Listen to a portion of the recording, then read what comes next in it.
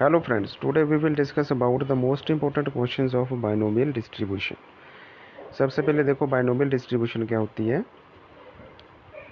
A random variable x is said to follow binomial distribution if it assumes only non-negative values and its probability mass function is given by. इसका probability mass function जो होगा वो इस type का होता है. इसमें जो x लिखा हुआ है जहाँ पर वो क्या होता है हमारे पास जे वाला होता है combination NCX. P is the probability of success and Q is the probability of failure. इसकी वैल्यू ये होती है जब x की वैल्यू हमारे पास 0 1 2 अप टू n हो और हमको पता है P प्लस Q की वैल्यू 1 होती है. तो जहाँ से ये रिलेशन होता है Q equal to 1 minus P और इसकी वैल्यू 0 होती है अदरवाइज. इसके कुछ इंपॉर्टेंट रिजल्ट्स हैं जैसे बाइनोमियल डिस्ट्रीब्यूशन का मीन कितना होता है. मीन क्या कितना होता है बाइनोमियल डिस्ट्रीब्यूशन का NP. N क्या है नंबर ऑफ ट्रेल्स. और वेरिएंस कितना होता है NPQ. P probability of success, Q is probability of failure. इसके बाद moment generating function of binomial distribution. इसका फॉर्मूला होता है Q प्लस P की power T whole power N.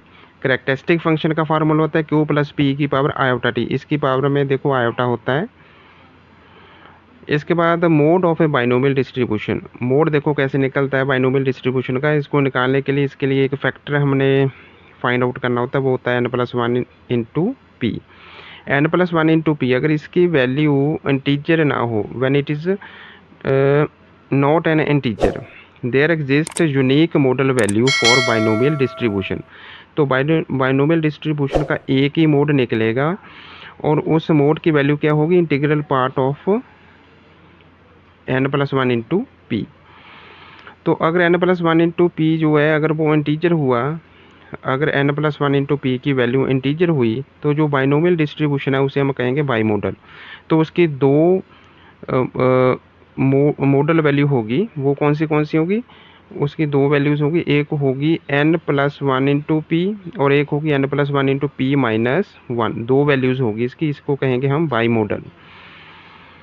तो इसमें एक और इम्पोर्टेंट रिजल्ट है the variance of a binomial distribution is always less than mean. Variance always इसका मीन से लेस होता है फॉर बाइनोमियल डिस्ट्रीब्यूशन. इसके इम्पोर्टेंट क्वेश्चन देखो. पहला क्वेश्चन है find P for a binomial distribution X if n equal to 6 and 9 p x equal to 4 equal to 9 x equal to 2. तो जहाँ पर देखो हमने जहाँ पर बाइनोमियल डिस्ट्रीब्यूशन का फॉर्मूला लगाएंगे हम पी एक्स इक्वल टू 4 मतलब हमारे पास जो x है उसकी वैल्यू 4 दी गई है. तो ऊपर जो फॉर्मूला दिया गया है हमारे पास बाइनोमियल डिस्ट्रीब्यूशन का ये वाला, इसमें हम वो वाली वैल्यू फिल कर देंगे.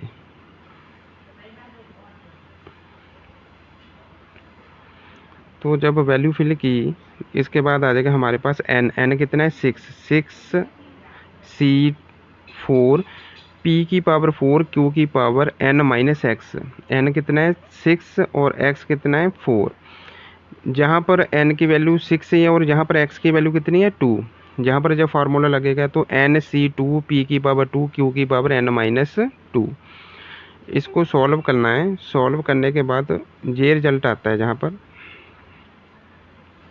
अब 6C4 इस कॉम्बिनेशन की वैल्यू कितनी होती है ये वाला फार्मूला होता है. इसकी वैल्यू आ गई 15 और 6C2 इसको सॉल्व करोगे तो इसकी वैल्यू भी 15 आती है.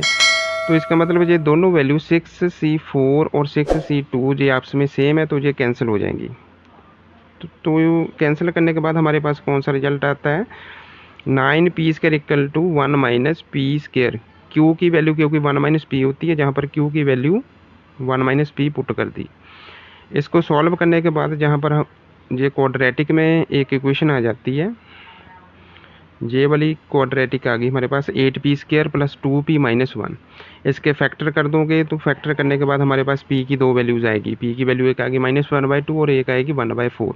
लेकिन प्रोबेबिलिटी कभी भी नेगेटिव नहीं होती. p की वैल्यू -1/2 तो एग्जिस्ट ही नहीं करेगी. तो p की वैल्यू कितनी आ गई 1/4.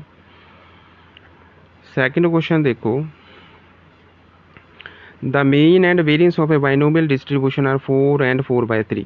मीन दिया गया है 4 और वेरिएंस दिया गया 4/3। तो हमने एक प्रोबेबिलिटी निकालनी है, probability x greater than equal to find out करनी है।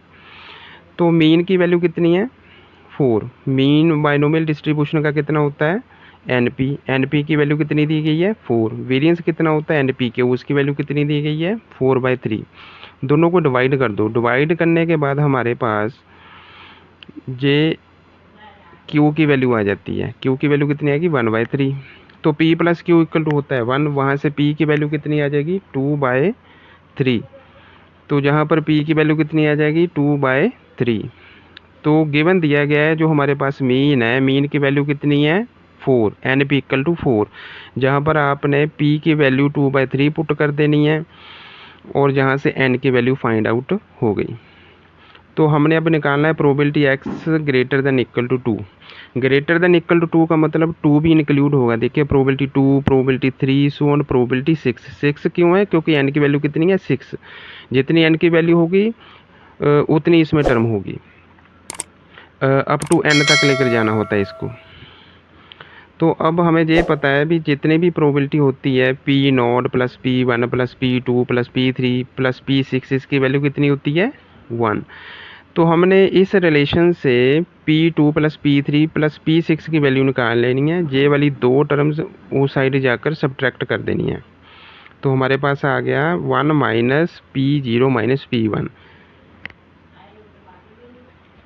तो इसकी वैल्यू हमने अब पुट कर देनी है।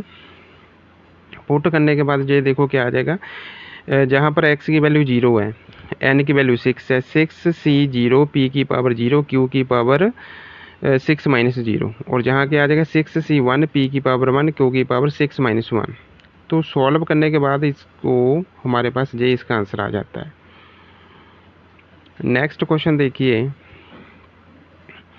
The mean and variance of a binomial distribution are 4 and 3 respectively, find its mode. अगर मीन और वेरिएंस दिया गया है तो मोड कैसे निकलेगा। अभी लास्ट क्वेश्चन में हमने किया था मीन की वैल्यू कितनी होती है बाइनोमियल डिस्ट्रीब्यूशन की एनपी, वो है 4, वेरिएंस कितना है एनपी के, वो कितना है हमारे पास 3। दोनों को डिवाइड कर दोगे, जब डिवाइड करोगे तो हमारे पास आ जाएगी क्यू की वैल्यू, क्यू कितना आ गया 3/4। p प्लस क्यू की वैल्यू होती है 1, वहाँ से p की वैल्यू कितनी आ जाएगी 1 माइनस 1 क्यू। तो वहाँ से p की वैल्यू आ जाएगी हमारे पास, ये देखो p plus Q equal to 1 होता है, तो वहाँ से p की वैल्यू कितनी आएगी 1/4। As N P equal to 4, क्योंकि हमारे पास मीन की वैल्यू कितनी है 4, जहाँ पर p की वैल्यू अपने पुट कर देनी है 1/4, तो जहाँ पर n आ गया 16। तो अब मोड निकालना है। मोड निकालने के लिए हमारे पास एक टर्म हमने फाइंड आउट करनी होती है, वो कौन सी होती है n+1 इंटू पी। एन की वैल्यू कितनी है 16 + 1 और p की वैल्यू 1/4, तो जहाँ से आ गया 17/4।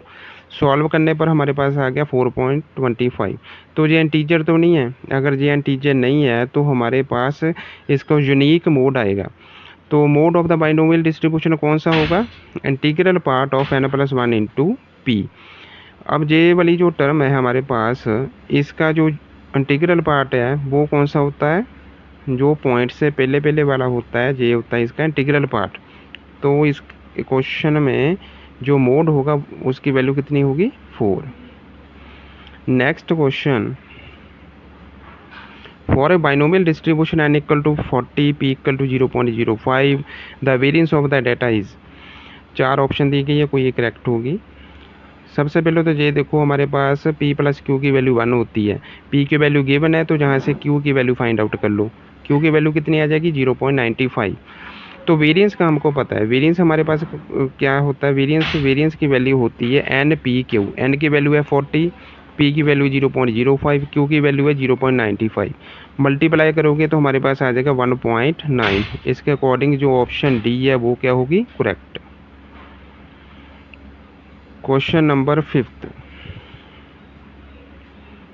if x and y are independent binomial variates with parameters n1 equal to 3, p1 equal to 1/3, और जो y है उसमें n2 की वैल्यू 5 है और p2 की वैल्यू 1/3 है, मतलब प्रोबेबिलिटी दोनों भी 1/3 दी गई है। तो देन फाइंड आउट करना हमने probability of X plus Y greater than equal to 1 की वैल्यू इवेलुएट करनी है। 4 ऑप्शन है, 4 में से कोई एक करेक्ट होगा। ये देखो इसको कैसे करना है। Probability X plus Y greater than equal to 1 की वैल्यू कितनी होगी, 1 minus probability X plus Y equal to 0। तो क्योंकि X and Y are independent दिए गए हैं, इंडिपेंडेंट का मतलब क्या होगा, probability X equal to 0, probability Y equal to 0। अब बायनोमियल डिस्ट्रीब्यूशन का फॉर्मूला लगा देना है। एन की वैल्यू हमारे पास कितनी है, एक्स, जब एक्स पैरामीटर के लिए हमारे पास एन की वैल्यू कितनी है 3 और एक्स की वैल्यू है 0, तो जहाँ फार्मूला आ गया 3C0 P की पावर 0 Q की पावर n माइनस 0, मतलब 3 माइनस 0। और y पैरामीटर के लिए हमारे पास n की वैल्यू कितनी गिवन दी गई है 5 और y की वैल्यू है 0। प्रोबेबिलिटी की वैल्यू P2 की वैल्यू 0 और Q2 की वैल्यू 5 माइनस 0। बस इसमें हमने वैल्यू फिलअप करनी है। वैल्यू फिल करने के बाद हमारे पास इसका आंसर आएगा 1 माइनस 2/3 की पावर 8। ऐसे और वीडियो देखने के लिए हमारे चैनल को सब्सक्राइब कीजिए और वीडियो को लाइक और शेयर कीजिए। Thanks for watching.